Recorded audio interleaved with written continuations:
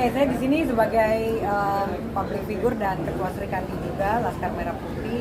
Sebenarnya gini, kita para wanita ini sudah sangat resah gitu ya, melihat saat ini kok akhirnya kemarin dibilang undang-undang pornografi, tapi sekarang pornografi itu kayaknya udah tidak diindahkan lagi karena udah terang-terangan langsung dan itu dilakukan oleh oknum.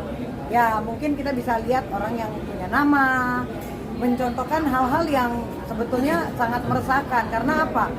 Saat ini kan gadget udah canggih banget ya, dan perkembangan anak-anak zaman sekarang udah, orang tua udah dilupakan ya kan, mereka lebih cinta dengan gadget gitu daripada orang tuanya. Nah seharusnya kita sebagai public figure, apalagi seorang pengacara, harusnya mencontohkan hal-hal yang baik dan tidak berbau pornografi. Nah yang sangat meresahkan ini adalah ada oknum yang saat ini makin membanggakan dirinya dan melecehkan para wanita. Nah sayangnya wanita-wanita di sini tuh sangat senang sekali gitu, malah seperti atraksi gitu ya, makin berlomba-lomba bahkan di TikTok ya kan, melakukan porno-porno ya kan, dan itu di love, di like orang banyak. Nah kalau kita sebagai para wanita saat ini, akhirnya lama-lama harkat martabat wanita tuh jadi rendah, seolah-olah wanita itu gampang dibeli. Dan ini kan tidak boleh karena ada pasal undang-undangnya melecehkan, pasal 289 pelecehan ya kan, pencabulan. Wanita dipegang-pegang, dipeluk-peluk, dicium-cium, dimasukin TikTok. Ini kan akhirnya nanti mencontohkan para laki-laki menjadi buaya darat. Ya kan, ini kan tidak bisa dibiarkan. Makanya mungkin kita sebagai para wanita di sini pengen menyuarakan isi hati kita masing-masing gitu, dan kita menghimbau kepada Kapolri juga untuk segera ya kan menindaklanjuti aksi-aksi apalagi yang dilakukan oleh oknum-oknum yang mungkin punya nama melakukan pornografi, vulgar-vulgar, ini harus di stop gitu. Dan untuk para kaum wanita juga jangan takut untuk melaporkan ketika ada pelecehan, maupun itu dari oknum orang terkenal ataupun tidak terkenal, apapun wanita dilindungi haknya gitu. Dan kita sangat menghimbau untuk para wanita untuk cepat-cepat, jangan pernah malu untuk langsung segera menindaklanjuti pelecehan itu, langsung menghubungi pihak kepolisian. Nah mungkin di sini kita ada juga yang mau berbicara juga ya, selain saya mungkin siapa dulu, Sunan? Ya. Mewakili ibu-ibu. Ya, mewakili kaum ibu. Ya, terima kasih. Assalamualaikum warahmatullahi wabarakatuh. Intinya mungkin begini ya, perempuan diciptakan dengan sangat sempurna dan sangat hebat. Tapi kalau perempuan itu sendiri dieksploitasi, diperlakukan tidak senonoh, kayaknya harkat martabatnya itu jadi berubah gitu. Gak bisa didiamkan seperti itu aja. Apalagi kadang-kadang di medsos, kadang-kadang di tempat umum dilakukan sama orang yang berpendidikan tinggi, akhirnya menjadi contoh untuk anak-anak muda yang sekarang ya mohon maaf ya, ada begal, ada ini, ada itu kan. Kan contoh yang dari nyata dari medsos awalnya. Jadi intinya mungkin ayolah kita bersuara, lindungin anak-anak perempuan kita, lindungin perempuan-perempuan Indonesia. Saya yakin perempuan Indonesia itu pada hebat dengan mengeksplor kemampuan dan talenta yang dia punya. Nggak harus dieksploitasi dengan, ya mohon maaf, kita melihat di medsos itu miris gitu. Saya masih punya anak gadis satu, jangan sampai anak saya kejadian kayak gitu ya gitu. Kadang-kadang mam kayak gitu enak deh, kayaknya dapat duitnya gede. Nah itu kan jadi apa ya, jadi kita sebagai seorang ibu itu nggak akan membiarkan anak-anak kita terjadi seperti itu. Mudah-mudahan dengan adanya himbauan dari kita semua, jangan sampailah ada kejadian mengeksploitasi anak-anak perempuan Indonesia yang punya harkat dan martabat sesuai adab ketimuran dan sesuai akidah dan sesuai hukum adat yang ada di wilayah kita. Itu aja mungkin dari kami. Tiga Tessa, mau cerita pengalaman pernah mendapatkan hal-hal yang nggak enak. Selamat malam semuanya. Kalau untuk pengalaman sih memang saya pernah merasakan sendiri. Ini jujur, saya pernah merasakan pelecehan. Dan saya baru berani ngaku ke orang tua saya pada saat sekitar umur 40 tahun. Waktu kecil itu saya diasuh sama om saya, ya saudara jauhnya dari keluarga. Dan itu memang waktu itu masih sering ditinggal, dan itu masih masa yang zaman dulu tuh kan bukan masa secanggih sekarang gitu ya. Jadi kita juga tidak bisa dapat masukan-masukan sebanyak sekarang gitu ya. Terus ya pelecehannya adalah karena saya ditinggal sama om saya itu. Jadi waktu dia ke kamar mandi saya diajak disuruh ikut, disuruh lihat segala macam, tapi nggak diapa-apain memang. Tapi itu kan menurut saya sudah suatu pelecehan, ya kan?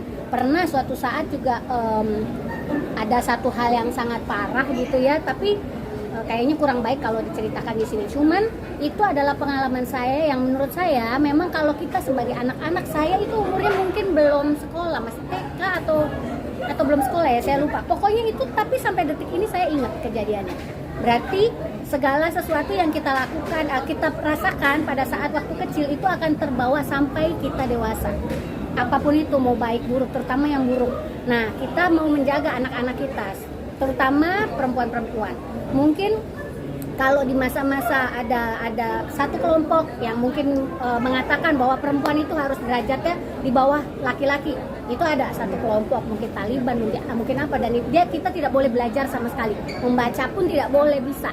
Nah itu kan nggak boleh sampai terjadi untuk saat ini. Karena itu makanya Ibu Kartini menyuarakan emansipasi wanita. Kita ini harus bisa menjadi perempuan-perempuan yang bisa mempunyai kekuatan. Kita bisa semakin menjadi sejajar, bahkan mungkin bisa membantu dan menjadi penolong untuk laki-laki. Kalau kita sebagai penolong, kita harus lebih kuat dari laki-laki. Karena yang namanya nolong itu kan yang narik ya. Kalau yang narik itu nggak kuat, gimana kita mau narik seseorang gitu. Jadi kalau saya menghimbau untuk semua perempuan-perempuan, terutama perempuan Indonesia, kita menjadi permata Indonesia, perempuan mandiri dan tangguh Indonesia. Pernah ngalamin nggak sih di lokasi syuting? Enggak. Oh pernah, gue pernah. Di lokasi syuting ya, pernah gue. Waktu itu pernah gue jadi, gue belum jadi siapa-siapa lah ya. Gue jadi pemain-pemain tambahan lah gitu. Terus gue pernah istirahat di satu kamar. Aduh malu-maluin ya. Gue lagi tidur, tiba-tiba disamperin di belakang gitu, dipepet-pepet sama orang. Itu ada pernah kejadian kayak gitu, kan pelecehan. Tapi saking takutnya gue nggak berani bangun. Akhirnya sampai orangnya pergi sendiri. Nggak diapa-apain sih, diperkosa juga enggak. Cuman maksudnya itu kan suatu pelecehan gitu. Dianggapnya kita bukan siapa-siapa gitu. Pelecehan. Bang, gimana nih? Nah, itu kan ada ceritanya. Boleh cerita dong? Ya. Jadi gini ya, sangat miris sekali. Saya lihat di beberapa postingan seseorang ada yang komen seperti ini, kayak wajar kok digituin, toh dia pakai pakaiannya seksi misalnya itu, dan itu yang ngomong itu perempuan ya. Maksudnya gini, kita kaum perempuan berpakaian itu bukan untuk orang lain, apalagi untuk laki-laki gitu loh. Kita berpakaian sedikit seksi mungkin itu karena kita nyaman memakai itu gitu loh, dan kita bisa lebih pede memakai itu, bukan untuk diperlakukan tidak senonoh gitu loh. Terus yang laki-laki komentar kayak, aduh panutan apalah ini, pengen deh jadi si A, pengen deh gitu. Khawatirnya jika ini terjadi terus menerus sehingga menjadi habit dan menjadi biasa untuk kita gitu, khalayak banyak, sehingga kalau ada kejadian seperti itu ya udah berlalu gitu aja gitu loh. Terus saya agak gemeter ya, karena saya pribadi pernah mengalami sejak kecil pelecehan oleh ayah tiri saya sendiri, sehingga hal ini membuat luka batin saya.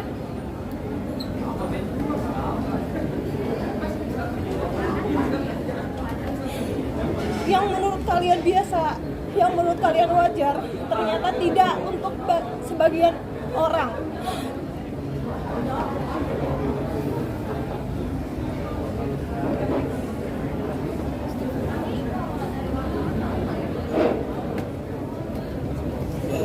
Aku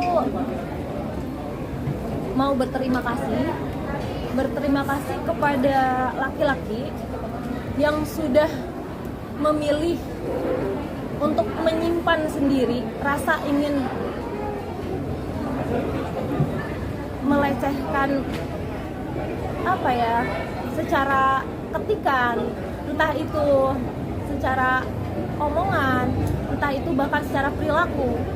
Berterima kasih sekali masih ada laki-laki yang